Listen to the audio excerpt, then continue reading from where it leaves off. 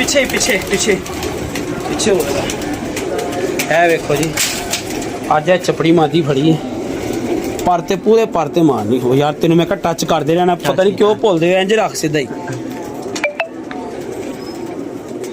ਇਹ ਚੱਲ ਚੈੱਕ ਕਰਾ ਹਾਂ ਵੇਖਿਆ ਕਲੀਅਰ ਹੋਇਆ ਨਾ ਐਂਡ ਹੁਣ ਮਾਰ ਕੈਮਰਾ ਪੂਰਾ ਠੀਕ ਹੈ ਟੱਚ ਤੂੰ ਥੋੜੀ ਦੇਰ ਬਾਅਦ ਆਪ ਹੀ ਕਰਦੇ ਰਹਿਣਾ ਉਂਝ ਨਾ ਸਕਰੀਨ ਸਾਫ਼ ਹੋ ਜਾਂਦੀ ਹੈ ਬੜੀ ਮੈਂ ਕਹਿੰਦਾ ਕਮਾਲ ਮਾਦੀ ਹੈਗੀ ਹੈ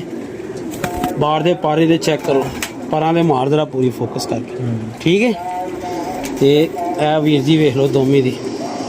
ਠੀਕ ਹੈ ਤੇ ਬਾਕੀ ਅੱਖ ਦਾ ਵੀ ਸ਼ੌਕ ਕਰ ਲਓ ਠੀਕ ਹੈ ਜੀ ਟੱਚ ਕਰਦੇ ਰਹਿਣਾ ਤੇ ਥੋੜਾ ਜਿਹਾ ਨਾ ਇਹਨੂੰ ਇੰਜ ਰੱਖਣਾ ਹੈ ਬੇਟਾ ਸਿੱਧਾ ਠੀਕ ਹੈ ਜੀ ਇਹ ਚਪੜੀ ਮਾਦੀ ਫੜੀ ਹੈ ਮੈਂ ਬਾਬੇ ਨੇ